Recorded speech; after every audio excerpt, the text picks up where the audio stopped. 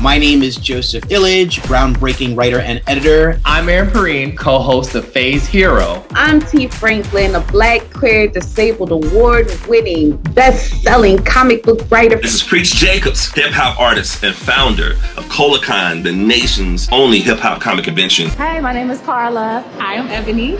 We talk about health, culture, and comic books. I listen to. And I listen to. Tune into. You're tuned into. And I watch Ororo's podcast. And I watch OroroComicsPodcast.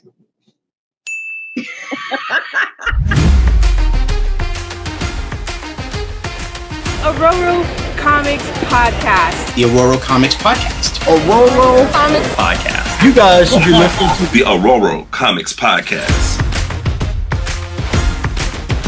Yes, if you're not, there's something wrong with you. There's really something wrong with you. This is the best podcast. It's like parallel to my podcast. It's right there. They're back and forth. Yes. But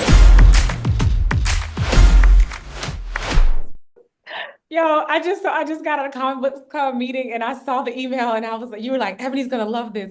There's Brother Voodoo. There's Voodoo. I was like, wait a minute, where is it? So, I haven't had the chance to look at it yet, but when you mentioned like horror being a part of like African folklore and like darkness and stuff like that, and when Carla mentioned voodoo, I was like, oh, I'm all in. I'm all in.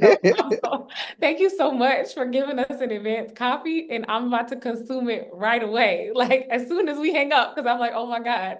So she knows that's like totally my thing, and so I did want to go back to issue 1 for a minute because I really loved you including Tony Stark, Iron Man, and having her like, phone a friend, like here we go. And like him pointing out the dilemma, I think that many superheroes find themselves in, like, do we just take the W and, maybe we just let the mutants have a W for a minute because we know everybody's not as accepting of our community.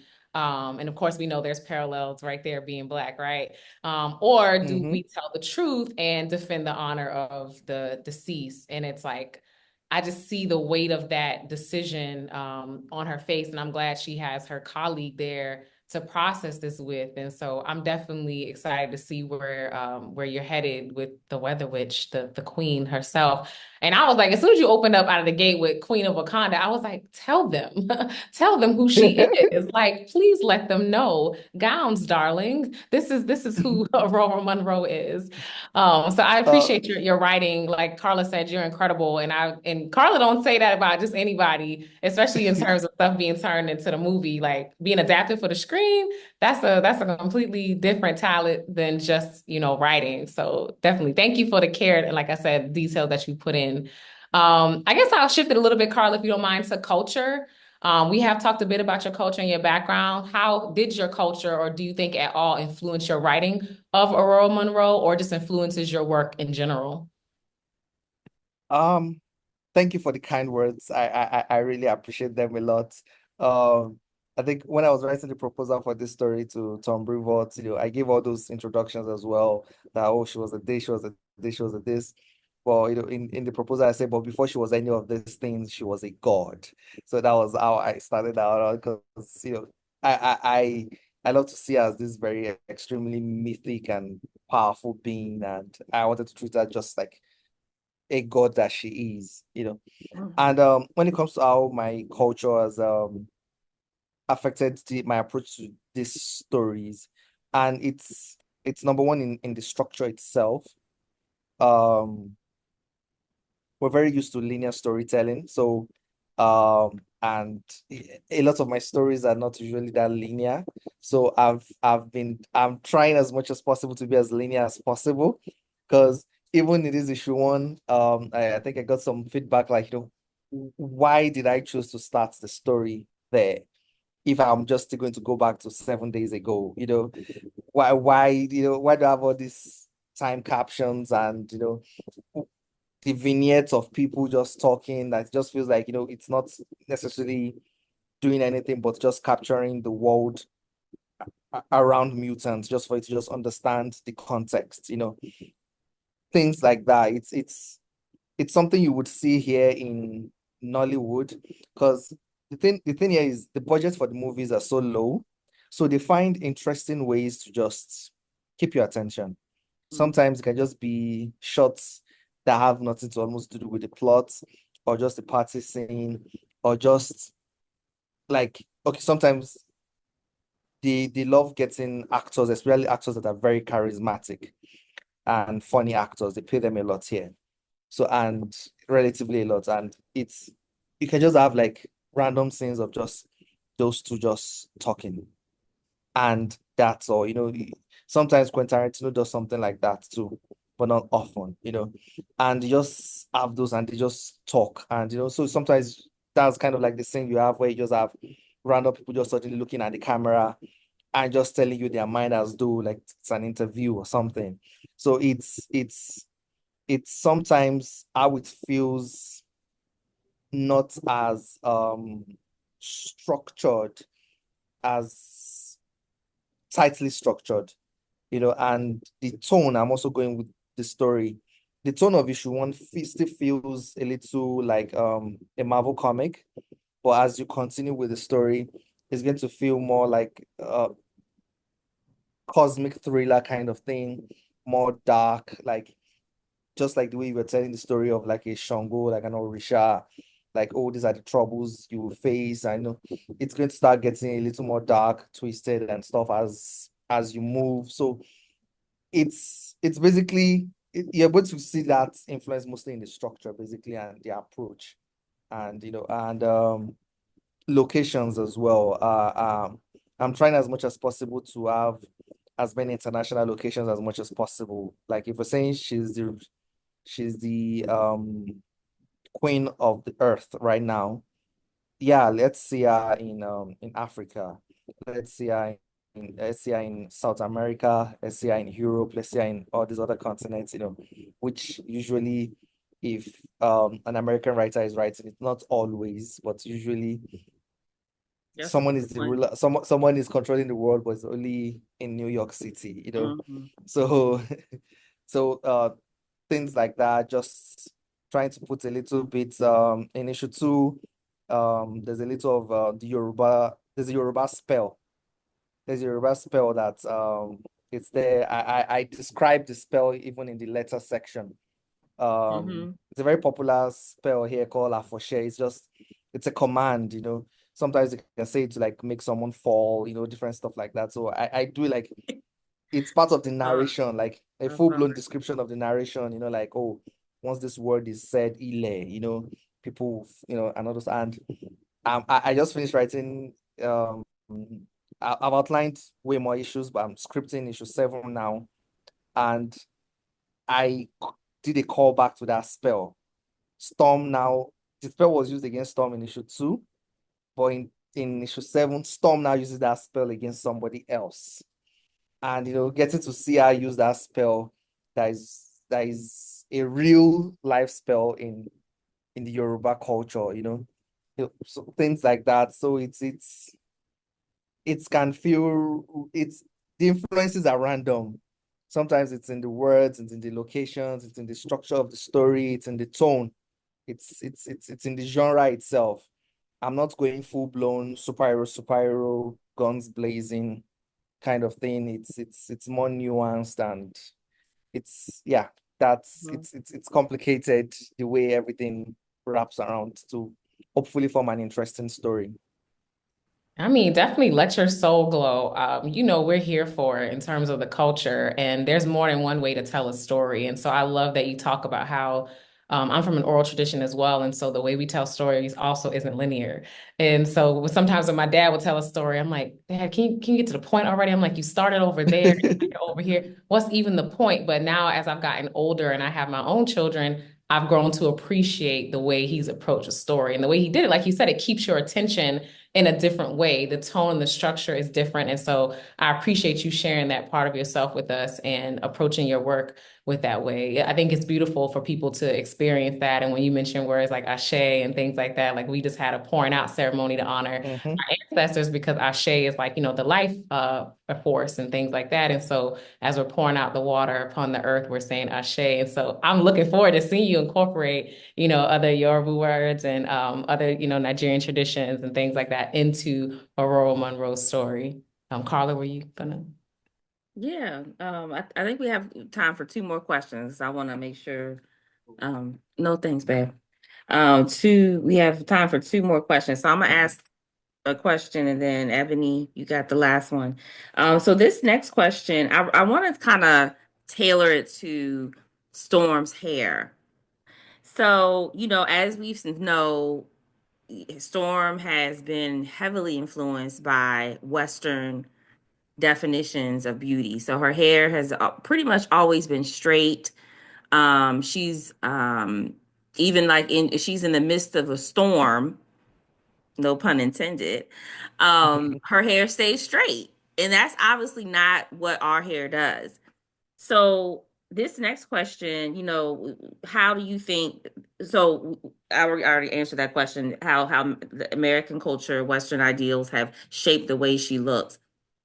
What was the conversation when it came to working with the artist about her hair now? Because clearly it's a cloud. Clearly it's more textured. It's more reflective of her heritage, and it represents more Black. Like we feel not, we always felt represented by Storm, but now we really feel seen.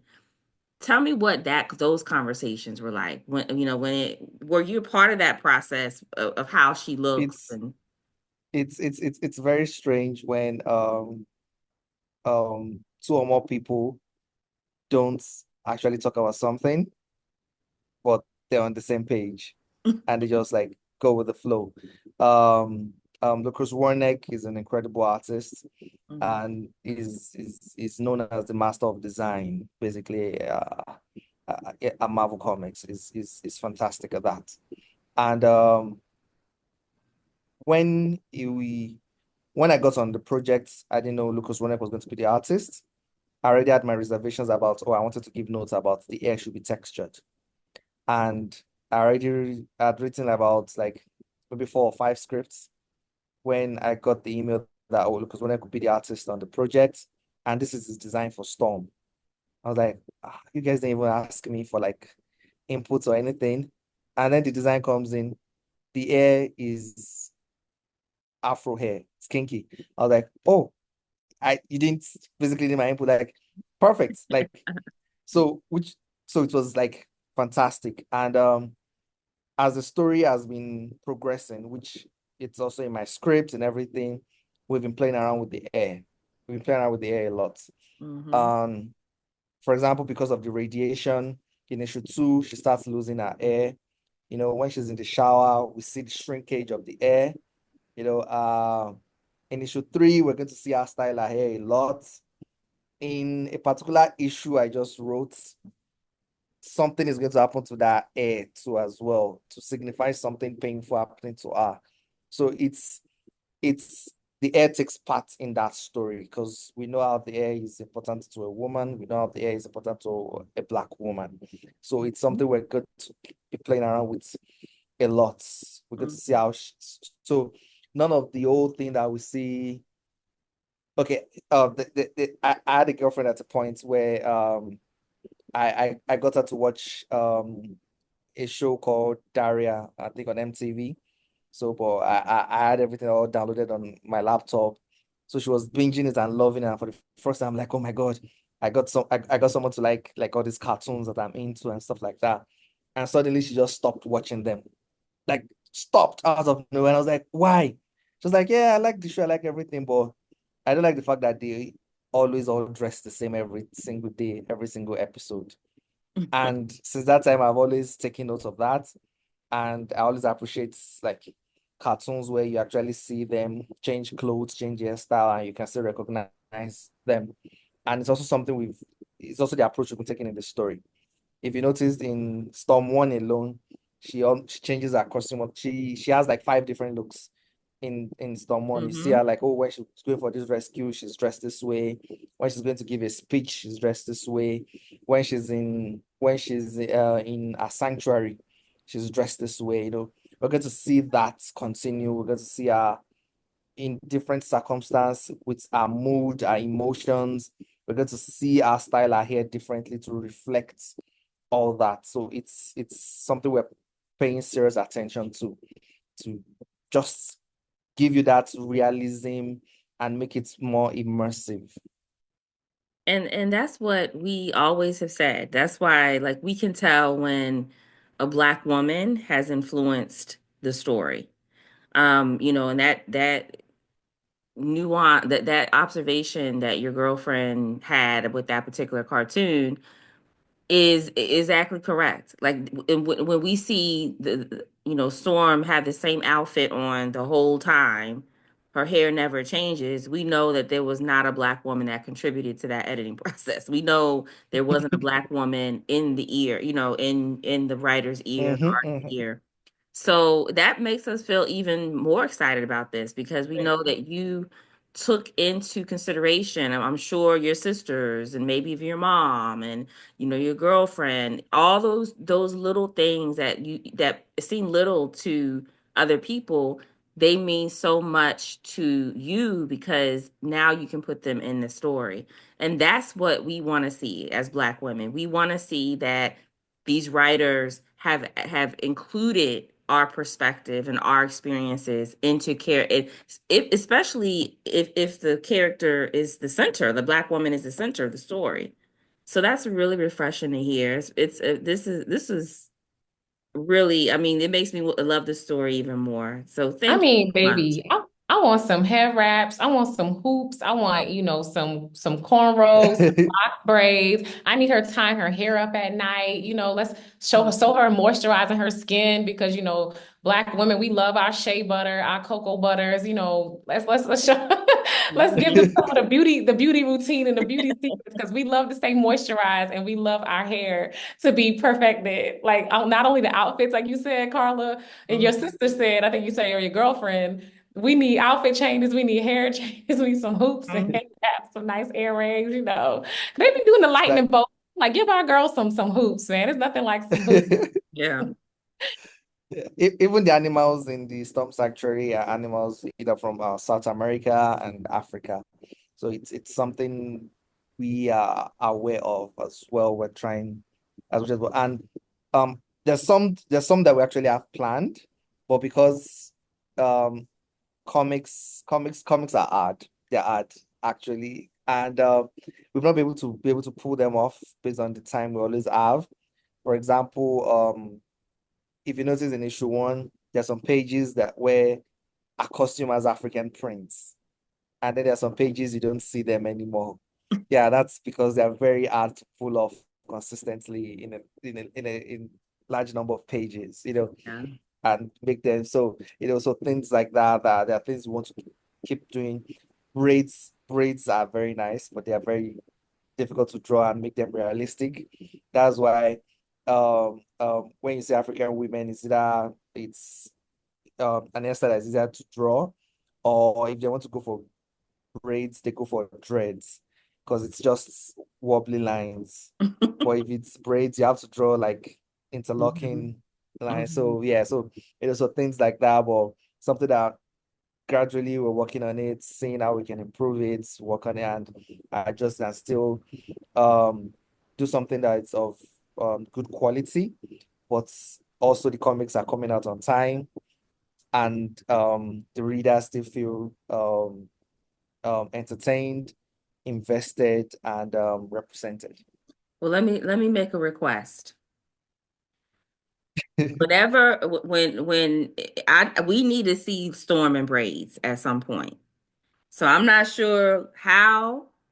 I don't know Yeah, when, but I have that plan. that is one of the, we have a checklist and we checking them Yeah, I off. have that So, plan. and I've been checking off the boxes. That is one of the boxes. We need to see Yeah, Storm in braids. So I whatever. just Go I ahead. just wrote the issue that sets it up. I just wrote the issue that sets it up. Okay. Even if it's look, it could take the whole issue to get it. You know how we do, right? You know how we do. We have a little bit, right? And the rest could be out. Then the next scene, she has a little bit more, and the rest could be Mhm. out, and then boom. So, but we need to see that moment. That will put this series to the top of my all-time favorite Storm, runs, plot She line. gets called out in the middle of getting her hair braided and has to go and do battle. And come back and get it finished. Like, that's so real, Carla. That's a great idea. That's Really, you gotta our write that down. period. It That's is our our experience. So we have to yes. get part of it done, go do life things, and then Get that that balance over. is so You go put real. in some overtime, battling something, whatever it may be, and she come back and get it done, right? And get some rest. So I'm gonna give Ebony the last question because I know Yes, we Murewa. stopping you from writing, so Thank you going to for bed. yeah. Thank you so much for spending so much time with us. But what would you want people to say about your contributions to the comic book community, and just where can we find you and support your work? Um, okay, can you ask the question again? So I'm sure I get it Oh, no correctly. problem. I was saying thank you for spending so much of your time with us. But in our final moments, Mhm. can you let us know what you want people to remember and say about you in terms of your contributions to the comic book community and culture? And then also, where can we find you to support your contributions to culture? Okay. I got it. Its contribution is in twofold. Number one for the Storm series. You know how Donny Cates came on to Venom, and Venom became like a much bigger name, and Venom could have like ongoing series after he left. It's like normal to have like say Venom ongoing series. There are characters that are usually supporting characters. A writer comes on and then suddenly it's like, oh, it's normal to have like these characters ongoing, but it wasn't always that. It wasn't always normal. I'm hoping that after this run, having a Storm ongoing series would be normal. Like people won't see it as strange. People won't say, oh yeah, Storm doesn't sell. You won't need to convince anybody anymore to say that, oh yes, Storm can go 50 issues, And so that's a goal of mine. And there is one I've always had, but this is the first time someone is asking me because I've always never tried to voice it out, you know. And it's there was a particular time where I was asking myself like, who are your favorite comic book writers right now? Like right now. And none of them were black. And I noticed that a lot of review channels, they almost when they talk, it's almost like when they say black person on the book, like it's not going to be that good or something like that. And I'm happy that it's changing. I also want to be like a force for positive change there, where it doesn't matter anymore. Like the name doesn't matter anymore. The color of the skin doesn't matter anymore. You know that, yeah. When you're listening to the greatest books of all time, not the greatest black books, the greatest books of all time, you would have a lot of black written books on that list. So that's a goal of mine. And if you have to find me, I'm usually available on Twitter at Ayodele Murewa, All right. where I try to interact with people, answer questions, everything. Come on over to Threads. Threads. Yeah, Come I'm on on over to Threads too. Threads. I'm on Blue Sky because Okay. Blue Sky. it's becoming crazier and crazier on Twitter. But Yeah. Thank you so much. And I think that with I mean, I'm like, you never know, how long you're able to write for a character because Marvel changes all the time. But I think that with the start of this and the way things are going and you giving us everything we need to see, I think you're going to be one of the greatest writers to have ever written for Storm one, but just in Marvel in general. And this makes me want to read your other work because I did before I didn't know. I gotta be honest, I didn't know the name. I was like, who? I said, who is this? And then I started reading your bio and I said, oh, you got some other stories. So, but I think we're going to be seeing your name a whole lot more. And not just with comic books, but with maybe a TV series or maybe even a movie, because you got it. You have it. And I'm a writer myself. And like Ebony says, I don't say that about a lot of people. There are a lot of great writers. Don't get me wrong.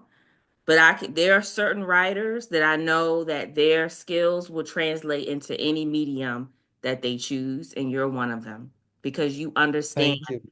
what storytelling is. So Thank you. yeah, you do. You do. And thank you so much for your time. And we are anxious. We want to have you back, next year to talk about the next few issues. So, but thank you so, so much. Thank you for having me. I really had fun. This was really, really fun and exciting, and it was nice talking with you both. Yes, you're family now. Welcome to the Ororo Comics Podcast family. Yes, welcome. And anytime you want to collaborate, like if you want to tag us in a post, we'll reshare it to our stories. Anytime you want to collaborate on something, just let us know. Let us know. We will always forever a part of the family now. So we will always support you. And you're part of the pod now. So Thank you, thank Murewa. you. Thanks. Thank you so Thank you much. so much. You have a good night. Get some rest. Okay. Bye. Bye. That was awesome. Yes, it was. I just texted you. I have to get out of the Finney Center now. Because Okay, all right, honey. Well, you know what? Let's just say good night because my husband came in 3 times. So yeah, he's not mad, but this is usually girl, every don't be time. with your man. Yeah, this Girl, is you know usually I know. My husband say pack it up, I pack it up.